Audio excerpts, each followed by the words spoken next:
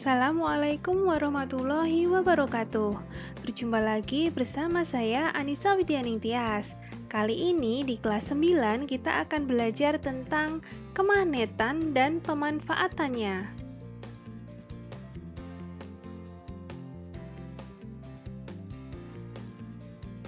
Untuk kompetensi intinya yaitu kompetensi inti yang ketiga, memahami dan menerapkan pengetahuan faktual, konseptual, dan prosedural berdasarkan rasa ingin tahunya tentang ilmu pengetahuan, teknologi, seni, budaya, terkait fenomena dan kejadian tampak mata. Dan kompetensi inti yang keempat, mengolah, menyaji, dan menalar dalam ranah konkret, antara lain menggunakan, mengurai, merangkai, memodifikasi, dan membuat. Dan ranah abstrak yaitu menulis, membaca, menghitung, menggambar, dan mengarang, sesuai dengan yang dipelajari di sekolah dan sumber lain yang sama dalam sudut pandang atau teori. Untuk kompetensi dasarnya yaitu kompetensi dasar 3.6, yaitu menerapkan konsep kemagnetan, induksi elektromagnetik, dan pemanfaatan medan magnet dalam kehidupan sehari-hari, termasuk pergerakan atau navigasi hewan untuk mencari makanan dan migrasi. Dan juga kompetensi dasar 4.6 membuat karya sederhana yang memanfaatkan prinsip elektromagnet dan atau induksi elektromagnetik. Untuk indikator pencapaian kompetensinya yaitu indikator pencapaian kompetensi 3.6.3 menjelaskan konsep gaya magnet. 3.6.4 membedakan sifat magnet bahan ferromagnetik, paramagnetik, dan diamagnetik. 3.6.5 menyebutkan contoh ferromagnetik, paramagnetik, dan diamagnetik. 3.6.6 menjelaskan cara membuat magnet. 3.6.7 menjelaskan penerapan elektromagnet dalam kehidupan sehari-hari. 3.6.8 menjelaskan cara menghilangkan sifat magnet bahan. 3.6.9 mengidentifikasi medan magnet dari berbagai bentuk magnet. 3.6.10 menggambarkan pola medan magnet. 3.6.11 menjelaskan teori kemagnetan bumi. 4.6.1 menyajikan hasil percobaan menyelidiki sifat magnet bahan. 4.6.2 menyajikan hasil percobaan membuat magnet. Dan 4.6.3 menyajikan hasil percobaan untuk menyelidiki pola medan magnet. Untuk tujuan pembelajarannya, yang pertama, melalui kegiatan pengamatan yang dipandu dengan demonstrasi guru, peserta didik dapat menjelaskan konsep gaya magnet dengan benar. Yang kedua, melalui kegiatan praktikum yang dipandu dengan LKPD 2.A, peserta didik dapat membedakan sifat magnet bahan ferromagnetik, paramagnetik, dan diamagnetik dengan tepat. Yang ketiga, melalui kegiatan praktikum yang dipandu dengan LKPD 2.A, peserta didik dapat menyebutkan contoh ferromagnetik, paramagnetik, dan diamagnetik dengan tepat. Yang keempat, melalui kegiatan praktikum yang dipandu dengan LKPD 2.A, peserta didik dapat menjelaskan cara membuat magnet dengan benar. Yang kelima, melalui kegiatan diskusi yang dipandu oleh guru, peserta didik dapat menjelaskan penerapan elektromagnet dalam kehidupan sehari-hari dengan benar. Yang keenam, melalui kegiatan diskusi yang dipandu guru, peserta didik dapat menjelaskan cara menghilangkan kemagnetan bahan dengan benar. Yang ketujuh, melalui kegiatan praktikum yang dipandu dengan LKPD 2.B, peserta didik dapat mengidentifikasi medan magnet dari berbagai bentuk magnet dengan tepat. Dan yang kedelapan, melalui kegiatan praktikum yang dipandu dengan LKPD 2.B, peserta didik dapat menggambarkan pola medan magnet dengan tepat. Serta yang kesembilan, melalui kegiatan diskusi yang dipandu dengan LKPD 2.B, peserta didik dapat menjelaskan tentang teori kemagnetan bumi dengan benar. Berikut ini adalah persepsi dan juga motivasi untuk materi kemagnetan dan pemanfaatannya. Kamu pasti pernah melihat atau mempunyai kotak pensil yang seperti ini, atau tas dengan kancing yang seperti ini, kompas yang kamu gunakan sebagai alat penunjuk arah, mobil pengangkut barang rongsokan, dan kulkas yang kamu hiasi dengan berbagai pernak-pernik.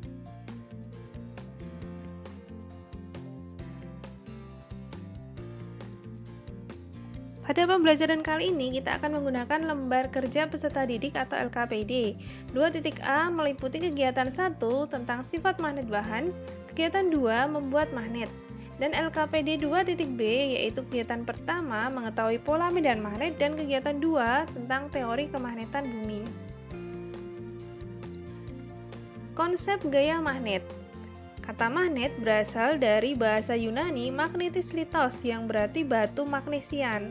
Magnesia adalah sebuah wilayah di Yunani pada masa lalu yang kini bernama Manisa, sekarang berada di wilayah Turki. Pada zaman dahulu di wilayah tersebut terkandung batu magnet. Magnet terbuat dari logam seperti besi dan baja serta memiliki berbagai bentuk dan dinamakan sesuai bentuknya. Magnet memiliki gaya yang dapat menarik benda-benda di sekelilingnya yang disebut gaya magnet. Kekuatan gaya magnet tergantung pada jarak benda dan ketebalan benda. Magnet memiliki dua kutub, yaitu kutub utara dan kutub selatan. Kutub ini akan selalu ada pada setiap magnet walaupun magnet tersebut dipotong menjadi potongan magnet kecil. Gaya magnet berasal dari adanya interaksi antara kutub-kutub magnet yang ditimbulkan oleh gerakan muatan listrik atau elektron pada benda. Kutub-kutub magnet yang senama bila didekatkan akan saling tolak-menolak, sedangkan kutub-kutub yang berbeda nama bila didekatkan akan saling tarik-menarik. Berikut adalah percobaannya.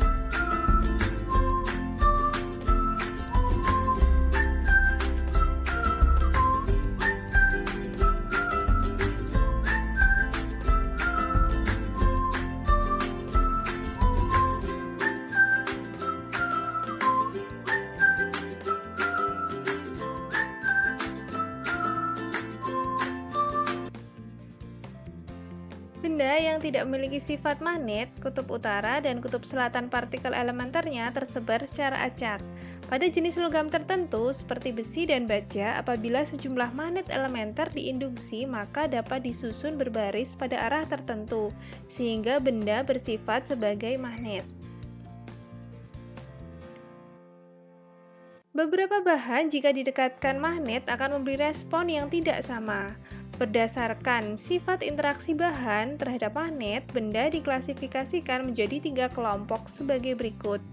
Yang pertama adalah benda ferromagnetik. Benda dengan sifat ferromagnetik adalah benda-benda yang dapat ditarik kuat oleh magnet. Contohnya besi, baja, kobalt, dan nikel. Yang kedua adalah benda paramagnetik. Benda paramagnetik merupakan benda-benda yang ditarik magnet dengan lemah, misalnya magnesium, molibdenum, dan litium. Dan yang ketiga, benda diamagnetik. Benda diamagnetik merupakan benda-benda yang tidak dapat ditarik oleh magnet. Misalnya perak, emas, tembaga, dan bismut.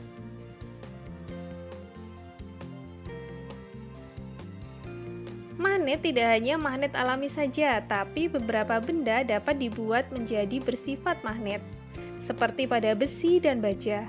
Kedua logam tersebut dapat dijadikan magnet jika magnet elementernya tersusun rapi dan kutub-kutub yang senama menghadap ke arah yang sama. Pembuatan magnet dari benda bukan magnet dapat dilakukan dengan 3 cara.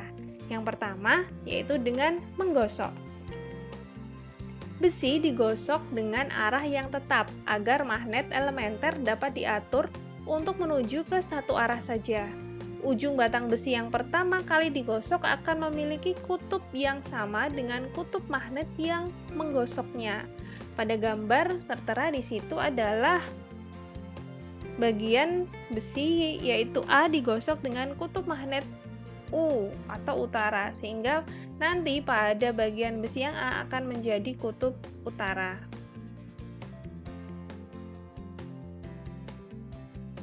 Berikut percobaannya. Magnet, paku atau bahan yang terbuat dari besi. Paku kecil yang bisa ditarik magnet. Langkah membuat magnet dengan cara digosok ini adalah: gosokkan ujung magnet pada paku besar atau bahan yang terbuat dari besi dan baja secara satu arah secara berulang-ulang dari ujung satu ke ujung lainnya.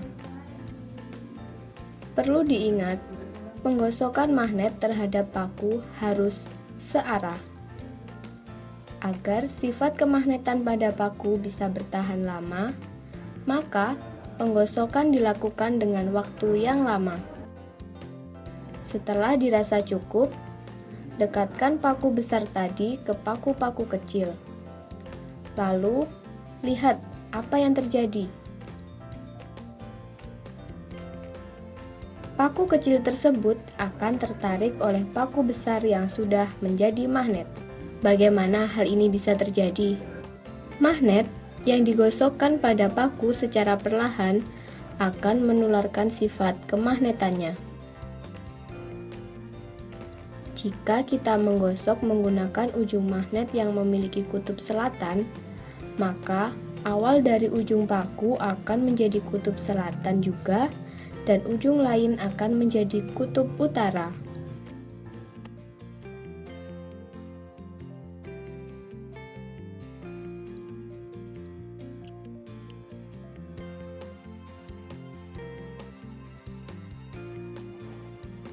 Cara membuat magnet yang kedua adalah dengan cara induksi.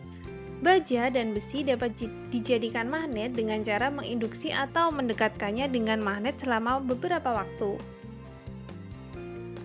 Ujung besi atau baja yang berdekatan dengan kutub magnet batang akan memiliki kutub yang berlawanan dengan kutub magnet penginduksinya. Terlihat pada gambar di situ. Ketika kutub selatan didekatkan dengan bagian A dari sebuah paku, maka bagian A itu akan menjadi kutub utara. Sedangkan bagian B yang menarik serbuk besi akan menjadi kutub selatan.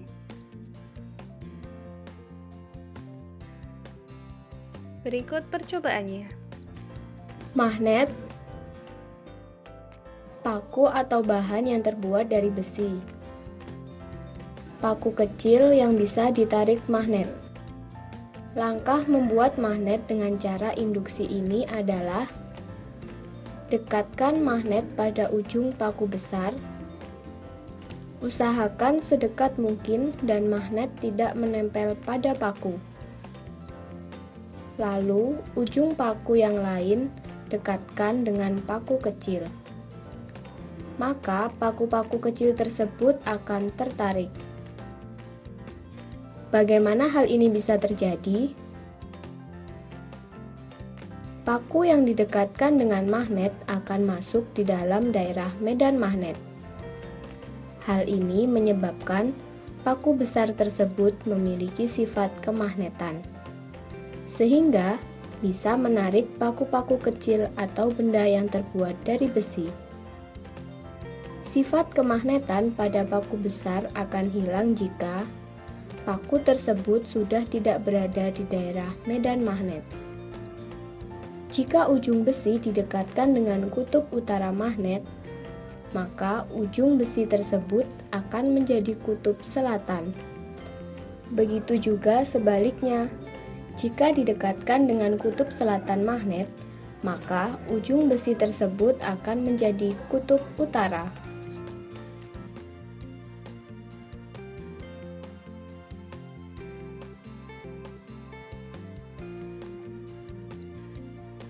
Cara membuat magnet yang ketiga yaitu dengan elektromagnet. Magnet juga dapat dibuat dengan cara meliliti besi atau baja dengan kawat penghantar yang dialiri arus DC. Magnet yang dibuat dengan cara demikian disebut elektromagnet. Kutub magnet besi atau baja yang terbentuk tergantung pada arah lilitan kawat penghantar. Jika arah arus berlawanan dengan arah jarum jam, maka ujung A besi atau baja tersebut akan menjadi kutub utara dan ujung B akan menjadi kutub selatan. Sebaliknya, jika arah arus searah dengan jarum jam, maka ujung A besi atau baja akan menjadi kutub selatan dan ujung B akan menjadi kutub utara.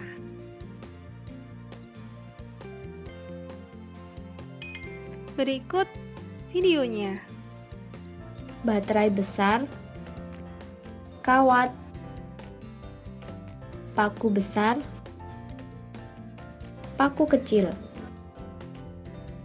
Langkah membuat magnet dengan cara dialiri arus listrik ini adalah lilitkan kawat pada paku yang sudah disiapkan.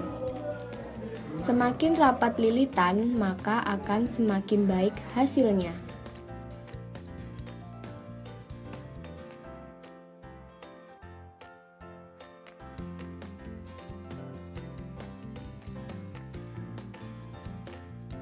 Jika kawat sudah selesai dililitkan di paku, selanjutnya tempelkan ujung-ujung kawat di masing-masing ujung baterai. Kemudian, dekatkan paku ke paku-paku kecil. Lihat apa yang terjadi.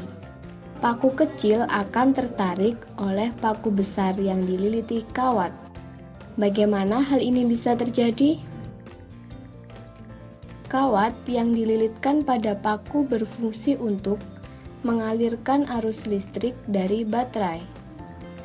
Hal inilah yang menyebabkan paku tersebut menjadi magnet. Sifat kemagnetan paku akan hilang jika arus listrik yang ada pada kawat diputus.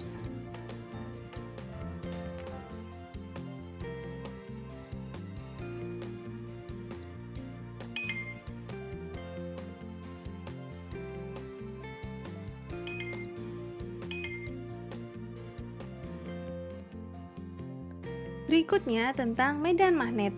Daerah di sekitar magnet yang dapat mempengaruhi magnet atau benda lain disebut medan magnet. Pola-pola yang dibentuk oleh pasir besi merupakan bentuk garis gaya magnet yang digunakan untuk menggambarkan medan magnet. Medan magnet terbesar terletak pada ujung-ujung kutub magnet.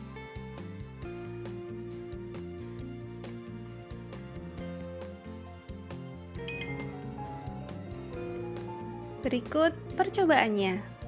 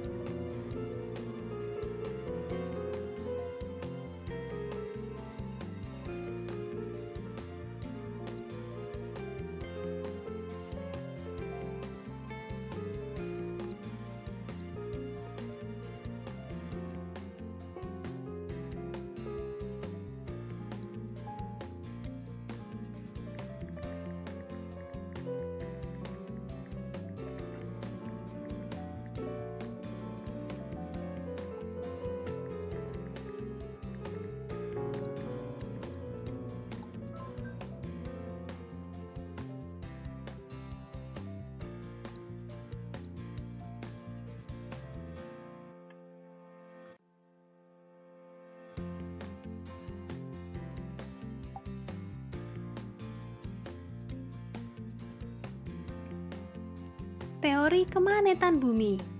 Bumi dapat dianggap sebagai magnet raksasa. Bumi memiliki kutub-kutub kemagnetan bumi, kutub utara dan kutub selatan. Kutub utara magnet bumi berada di sekitar kutub selatan bumi, dan kutub selatan magnet bumi berada di sekitar kutub utara bumi. Kutub kemagnetan bumi mengakibatkan jarum kompas berarah ke utara dan ke selatan. Namun, letak kemagnetan bumi tidak berimpit dengan kutub bumi, sehingga mengakibatkan penunjukan jarum kompas tidak tepat menuju kutub-kutub bumi. Sudut yang dibentuk oleh ketidaktepatan kutub utara dan kutub selatan magnet bumi dengan arah vertikal disebut sudut deklinasi. Ada dua sudut deklinasi, yaitu deklinasi positif terjadi jika kutub utara magnet menyimpang ke timur, dan deklinasi negatif terjadi jika kutub utara magnet menyimpang ke barat. Selain terbentuk sudut deklinasi, medan magnet bumi juga membentuk sudut dengan horizontal bumi, atau yang disebut dengan sudut inklinasi. Jadi, sudut inklinasi merupakan sudut yang dibentuk dari penyimpangan magnet bumi terhadap arah barat dan timur geografis atau horizontal bumi. Sudut inklinasi terdiri dari inklinasi positif terjadi jika kutub utara magnet menyimpang ke arah bawah, dan sudut inklinasi negatif terjadi jika kutub utara magnet menyimpang ke atas.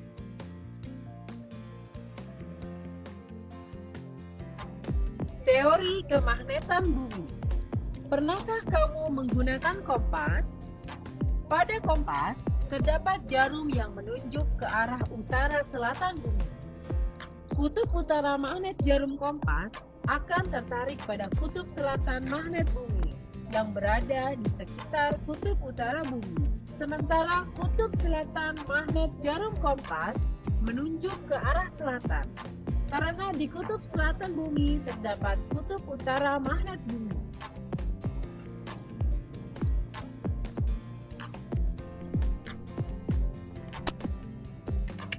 Pada dasarnya, kutub magnet bumi tidak tepat berimpit dengan kutub geografis bumi. Karena arah jarum kompas selalu berimpit dengan arah garis gaya magnet bumi, arah yang dibentuk jarum kompas di berbagai tempat di permukaan bumi selalu berbeda. Perbedaan tersebut dapat terjadi pada arah horizontal maupun vertikal. Oleh karena itu, kedua sudut yang dibentuk oleh jarum kompas harus diperhitungkan untuk menggambarkan arah suatu tempat. Para ahli menamakan kedua sudut itu sebagai sudut deklinasi dan sudut inklinasi.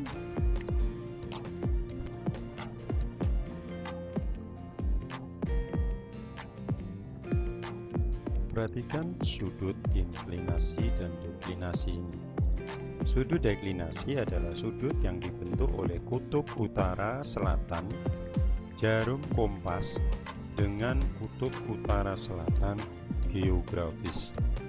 Besar sudut deklinasi di berbagai tempat di bumi tidaklah sama. Sudut deklinasi ini juga mengalami perubahan setiap tahunnya. Yang kedua adalah sudut inklinasi. Sudut inklinasi adalah sudut yang dibentuk oleh ujung jarum kompas dengan posisi horizontal di permukaan bumi.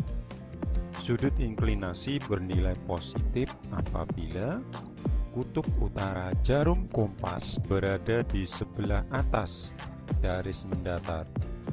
Begitu pula sebaliknya, sudut inklinasi di permukaan bumi berkisar antara negatif 90 derajat dan positif 90 derajat dengan sudut 0 derajat di garis khatulistiwa.